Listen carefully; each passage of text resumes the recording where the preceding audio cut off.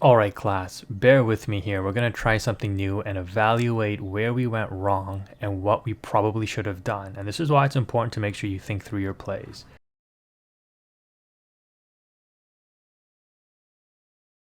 I definitely think it was suboptimal because this grab your swords only represented taking out this Rafiki, and it was quite expensive in costing me the exert of my Robin Hood.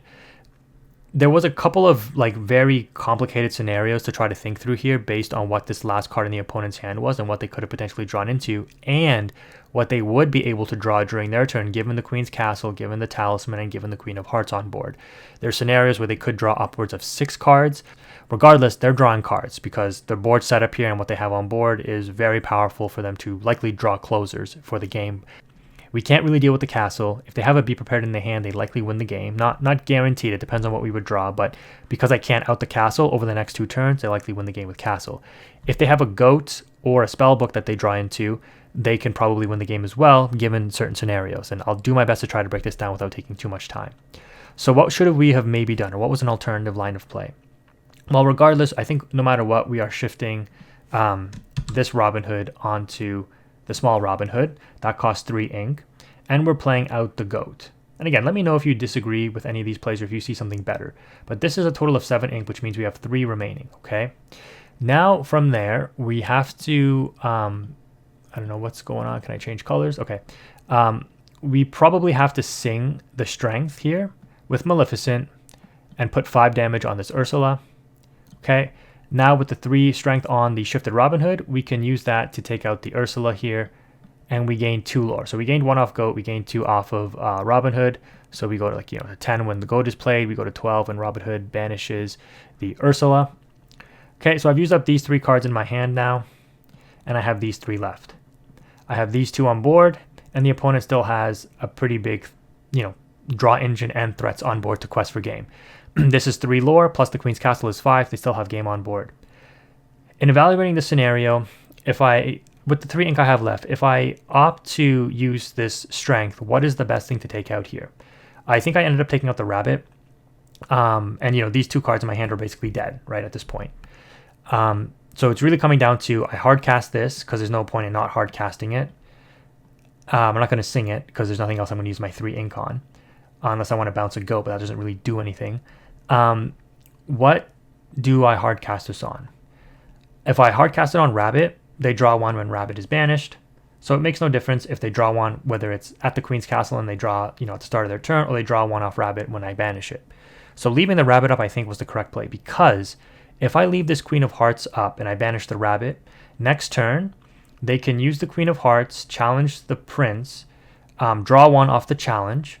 Then they can use the Rafiki to out the Maleficent, and because Rafiki will be banished, they'll draw 1 off Talisman, and because they challenge, they'll draw another 1 off Queen. So that represents draw for turn, which is 1, because I'll out the rabbit, right? Well, they drew for rabbit, so that's 1. They draw for turn, that's 2. They Queen challenge, that's 3. They Rafiki challenge and get banished, that's 4, 5 draws, right? If I play this out this way. If I opt to strength the Queen, which I think would be the correct play, and out the Queen, okay, they draw 2 at the start of their turn from Castle, and they have to opt to challenge the Prince, but they can't banish their characters off challenging the Prince because of the bodyguard. So the Rafiki and the Merlin challenge the Prince, they don't draw anything, right? Because they can't challenge anything else. At the start of their turn, they're going to go to 17, right? Off Castle. So they could opt to quest with these 2 and go to 19, but they only do that if they draw a goat, right? And they're only drawing 2 for turn, right? Because the rabbit's there on the Queen's Castle. So in these next 2 draws, they have to draw a goat to indicate if they're going to, or a spell book in order to quest and just go for game. If they have a Be Prepared, like I said, they just quest, go to 19, Be Prepared, and then the Queen's Castle wins them the game next turn because I obviously have no way to out the Queen's Castle. So again, that's just the state of the game. There's nothing I can really do to prevent that. Maybe I could have played better earlier on. That's, to be determined. We know that they drew, or I guess you will see that they draw a Maui for turn. Okay. And they drop that here. And that's a big problem because now that Maui takes out the Prince. They don't draw off that challenge because the Queen is gone in this hypothetical scenario. And nothing is banished, so they don't draw off Talisman. But what they could do now, right? So keep in mind, they drew 2 for turn. One of them is being Maui, so they've got 2 cards right now. Right at the start of their turn, they go to 17. Okay, the Maui comes down and outs the Prince. Now they have a couple options. They can use the Rabbit to take out the Smee, because the Smee will have 1 damage since it quested. Which, let me indicate that we quest with the Smee and the Prince. Sorry if I didn't indicate that earlier, but that puts us to 16, which means we're threatening game next turn, right? If the opponent doesn't outer a board or win the game next turn themselves. So with the Maui outing the Prince, so this is gone, right? This is gone now. That leaves the Rafiki and the Merlin Rabbit able to challenge and now draw off Talisman. So again, they drew 2 for turn. They played Maui, so they're on 7 ink left, right? Because 12 minus 5 for the Maui is 7, which means if they draw the Be Prepared, they still win. So their out might be, I didn't draw Be Prepared in these 2 draws. I use Rafiki, let's say, to challenge the Maleficent. This gets banished. They draw another card. They've drawn now 3. If they draw the Be Prepared, they win, right? But if they draw Goat now or Spellbook, they can't win, because even if they quest with this, play the Spellbook, play the Goat, it's not enough for them to win the game, unless they have like a Mim card to bounce Goat or something, right? Then they do win still. But now, even if they draw Goat and they play Goat, which will put them down to 3 ink remaining, they only go to 18, and if they quest with Rabbit, they go to 19, right? So this is how the scenario ends up playing out. If they use the Rabbit now to take out the Smee, because the Smee has 1 damage on it, right? The Rabbit gets banished, they draw for Talisman, and they draw for Rabbit. So they've now drawn 5 cards anyways.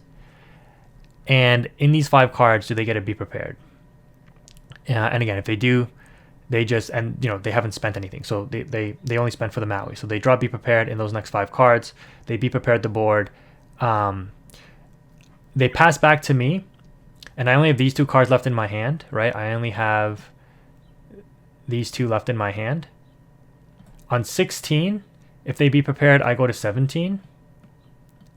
If I had 3 questing power to put on board, would I win the game next turn? Probably not, because out of these 5 cards, if one of them is Be Prepared, what are the other 4? Likely some other form of removal or lore gain that they just close out the game anyways. Because even if I put 3 questing power on board, right, next turn, they go to 19 with the castle, and they out my board, so I don't get to quest for the final 3, and then I can't really do anything to follow up with, and then pass back to them, and they win the game on the following turn, going to 21. So this is why the Ruby matchup is so tough for aggro decks when you let them, go into the late game here. And this particular build is very anti-aggro, which is why it was such a challenge, especially on the draw. But yeah, hopefully this made sense, this breakdown, to show you alternative lines of play that you could do.